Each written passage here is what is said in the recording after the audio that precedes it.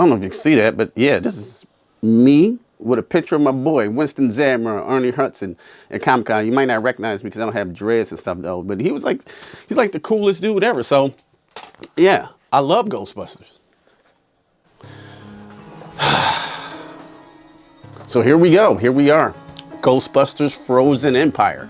Coming from a huge Ghostbuster fan. Like, as you know, if you're watching the videos on my channel, I got Ghostbusters probably in my top 3 favorite movies of all time. The first one, and the sequels, well, you know, they never really lived up to the, you know, hype that the first one did. I thought Afterlife did a pretty good job, a decent job. I did thought they remade the first movie and I wanted something new, but they did give us McKenna Grace, who plays Phoebe, Egon Spengler's granddaughter. So I really like that aspect of her. I thought she was the best part of that film.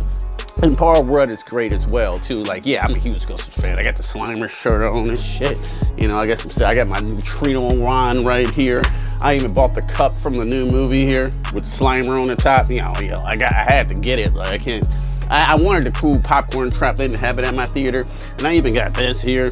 It's some, like, what's it called? Ghostbusters ectoplasm from the 90s. If you drink this, I'm pretty sure you will die. So don't cross the streams on this guy.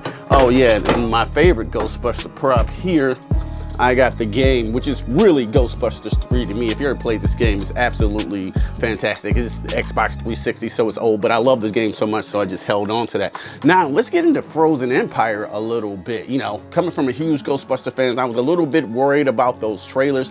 I didn't love them. I was like, it looks like y'all treading that nostalgia bait really hard in this movie. When I seen Slimer, it's like, okay, y'all doing that. And the little Marshmallow Man too.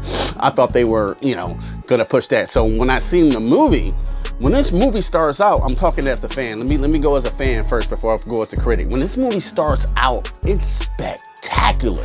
It starts off with the origin of the ghosts that the Ghostbusters needs to bust. You know, that's pretty much the plot. A big new evil spirit comes back to New York, where the Ghostbusters are now, and it's I think his name is Baraka, the ice demon. You know, and he you know, he wants to freeze the world or whatever.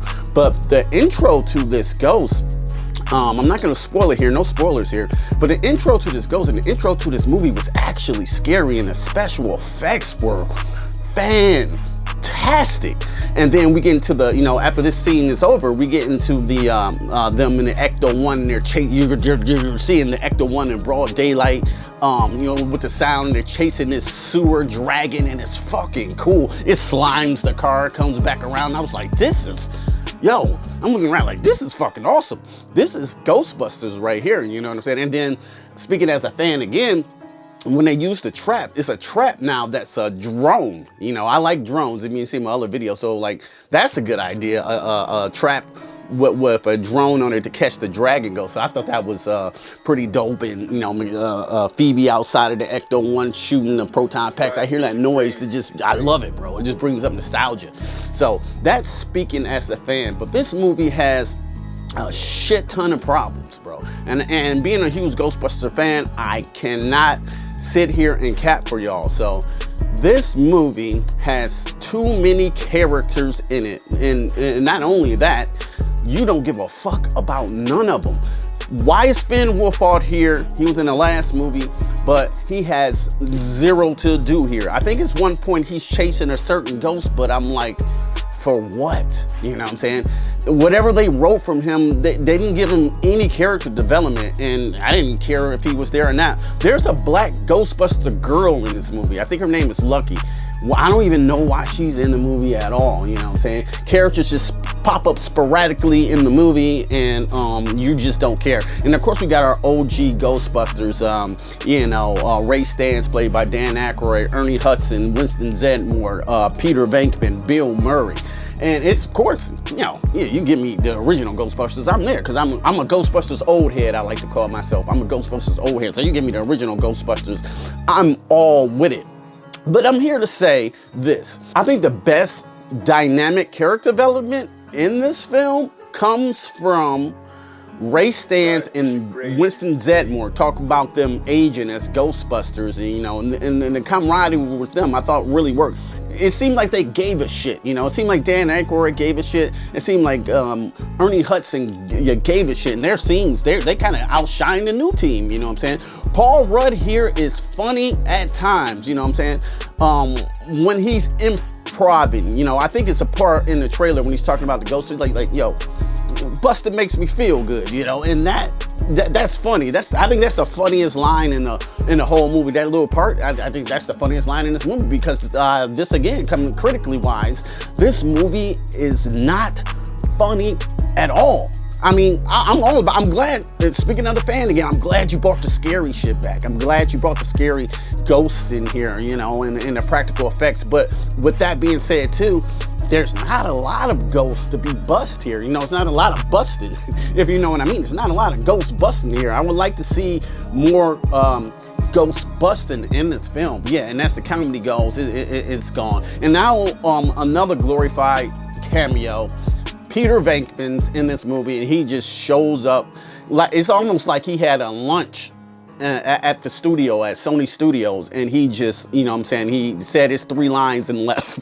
Because that's not Peter Venkman I'm looking at right there. That's just Bill Murray collecting a check with his hands in his pocket. And he didn't really say one funny line in the entire movie. Another disappointing thing, I think, in this movie, I think they pushed Phoebe to the back of the movie. Even though they were trying to focus as her being the main part of the movie, they took her out. I'm not gonna spoil it, but they took her out of ghost busting. Like, she was supposed to be a Ghostbuster, then she had to take a back seat to that. And then she develops this other character development with another ghost. And the ghost is, you know, fully materialized. It can talk, it can, you know, say things. This part of the movie dragged, and a lot of the parts, like the second act to all the way to the third act, dragged. I thought I was watching Killers of the Flower Moon. It dragged so bad. But this is the part of the movie where I think it killed the movie to me. You know what I'm saying? That relationship between Phoebe and this girl ghost, I think it was stupid, and I think it ruined the film, you know what I'm saying, to be completely honest with you. I think it ruined the film. I thought they should have just left that shit on the cutting room floor, but it's in this movie, and it takes away from the Ghostbusters. And as a fan, I do want to say this, like, all the practicality of this film, down to the effects, down to the props, to the proton packs, looked authentic. The suits looked there. The soundtrack in this movie, the score here, is actually great. It's reminiscent of the first one, but it got hints of something new there that I really did enjoy. So, like, the dressing of this movie is awesome. You can obviously tell that Jason Reitman cares, because his dad was Ivan Reitman, who directed the first Ghostbusters movie. I can see the care there, you know what I'm saying, that Sony put into this production, but it's just hollow inside. You know what it's like?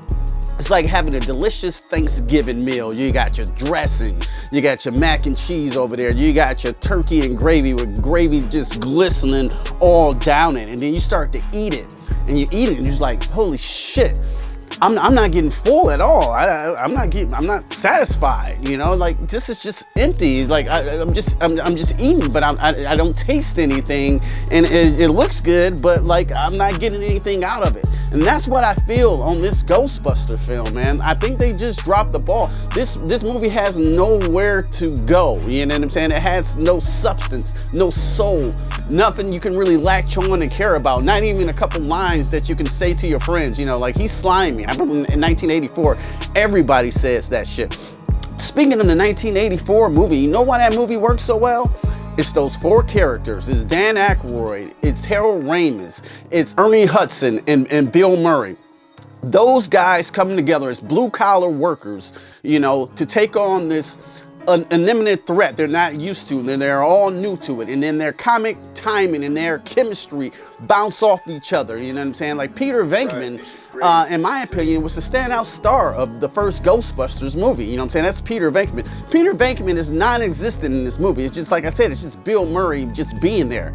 And that works so well because you believe in the Ghostbusters. You believe they were a team, you know? Not to mention all the great special effects, the great score, the great pacing pacing of that movie. Ghostbusters 1 is paced so well if you pay attention. It just goes, you know? They slow down a little bit to give you a little bit of character development, but it's just on to the next bigger and better thing, the grand scale. Like, that movie builds up in scale from the beginning to the end.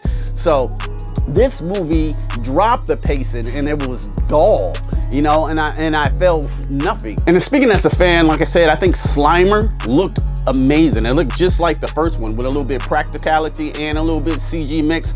I love the look of Slimer, but I'm at the same time, it's like, why is Slimer in this fucking movie? You know what I'm saying? He just hangs out at the firehouse for no apparent reason. It's like, why is he here? You know what I'm saying? You know why he's here?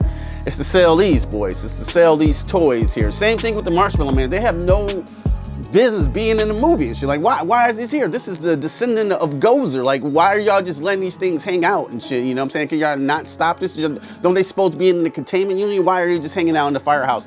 It's just another thing for your memory juice right there. Yeah, this is nostalgia. We're gonna push it in your face, but it takes away from the movie, and the movie don't know what to do. They don't know what to do with Phoebe. That ghost story, it plummeted this movie into the ground, and I don't even think Paul Rudd can save it. Giamatti's all right. You know, the one guy who plays a big part in this role than I thought he would. He's okay, but it's just too much going on. It's the Spider-Man 3 syndrome. Just too much shit that's going on, and you have no time to focus or care.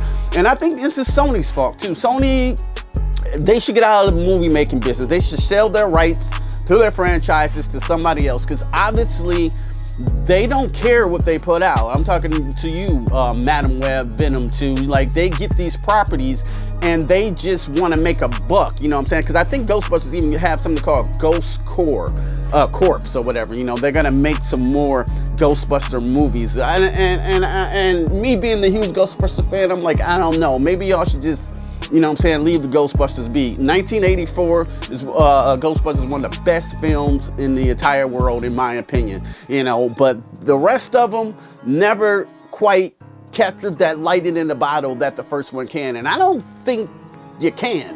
And it is PG. I'm fucking telling you, it's PG. Maybe 10 years down the line, they can come up with something like a Creed, where you take that mythology and you build on top of it. And that's what they were trying to do. But I think this movie, especially this movie, failed horribly at it. I think Afterlife's built character better in the other one. And I'm talking about Phoebe, because Phoebe fits in this universe perfectly.